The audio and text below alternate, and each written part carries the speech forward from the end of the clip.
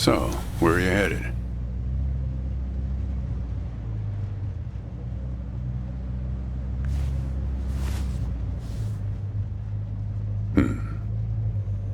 Not the talkative type, eh? That's okay. Most people I pick up are just waiting for their turn to talk.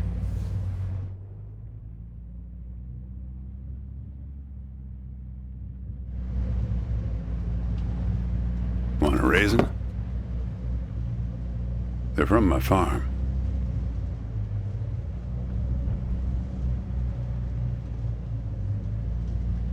Sure. California still farms more raisins than anywhere on Earth.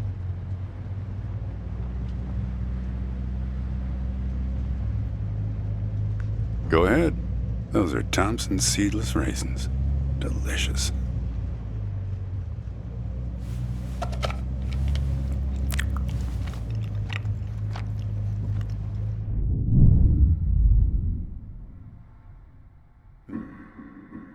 You don't look so good. Guess those things don't agree with you yet.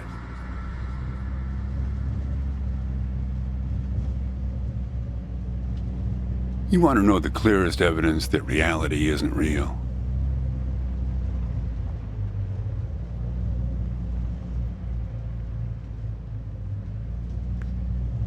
Raisins and grapes, man. They're the same thing, but they taste disgusting when eaten together. Obvious bug in the program there, right? Memory's a slippery thing. Think about when somebody asks you about this ride later, assuming you even know where you're going, and get someplace where somebody can ask you. Hey, how'd you get here anyway? They'll ask you. Oh, I hitched. And your brain will flash back for a second when you say this. And it'll show you a frozen snapshot of yourself, sitting in this car, talking to me like we are right now.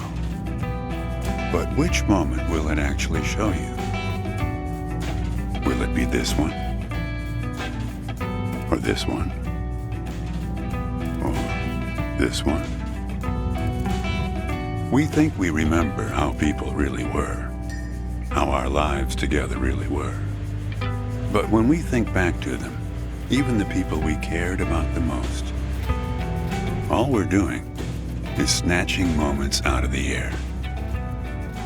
Just grabbing another raisin out of the box.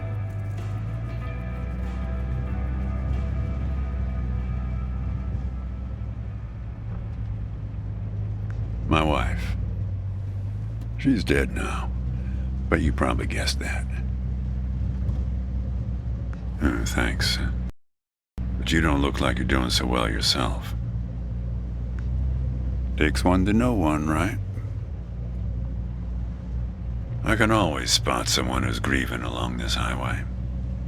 They usually stand on the road with a dazed look on their face and their thumb up in the air.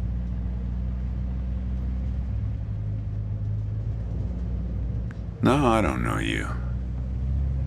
Just know the type.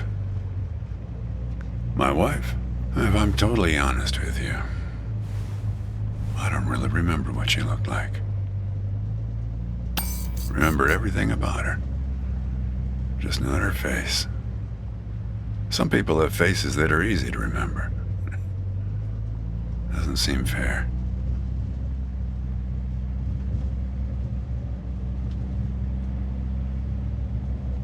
Well, it's not as easy as you think. I'll give you an example. You think you're present in the moment? You've been talking to me for a few minutes now. What color are my eyes?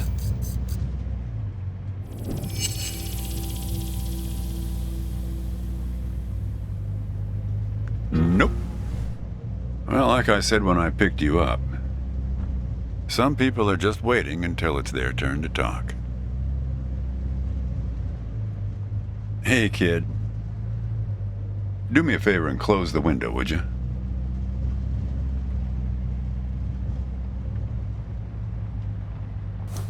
That's better.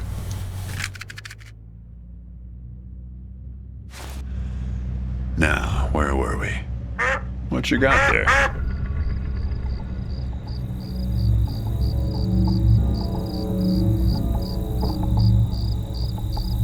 That's my number. I used to leave those all over my car in case my car got lost and somebody found it. But yeah, feel free to call me anytime you get in trouble.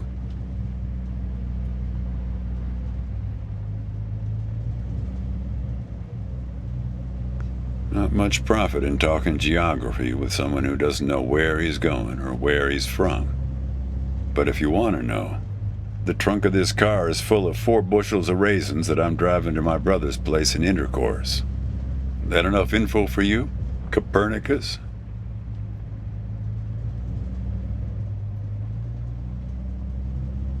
Well, seems like the right name for a guy who's traveling the world without knowing where he's going. You just sit back, Copernicus, and invent a language where false statements are impossible. What? Oh, I stand corrected.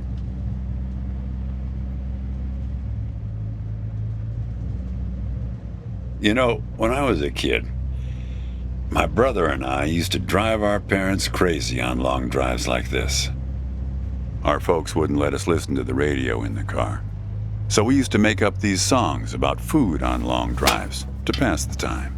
We had this one with about 30 verses, each about a different kind of grain. There was this one time when we passed a billboard for this new kind of bread, challah bread. In hell they have a hell a lot of challah bread. In hell they have a hell a lot of challah bread. In hell they have a hell a lot of challah bread. In hell they have a hell a lot of challah bread. Oh yeah, that drove Mom and Dad crazy. Come on, join in. In hell they have a hell a lot of challah bread. In hell they have a hell a lot of challah bread. In hell they have a hell a lot of challah bread. In hell they have a hell a lot of challah bread.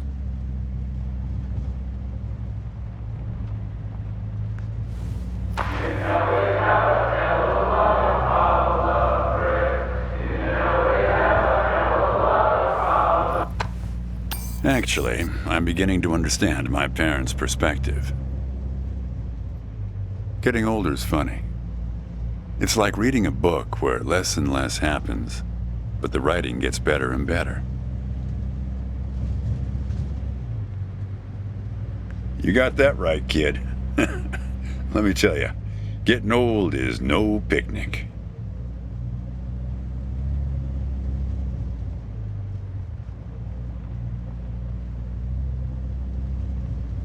Yeah, we used to have a strict division of labor back when we worked together. She would raise the grape from the time it appeared on the vine, and I'd step in as soon as it was time to start drying them. Our customers used to have fun with that. I'm the dry one, they'd say. Grapes attract a certain kind of person. A person who likes to tell jokes. Wine enthusiasts, tour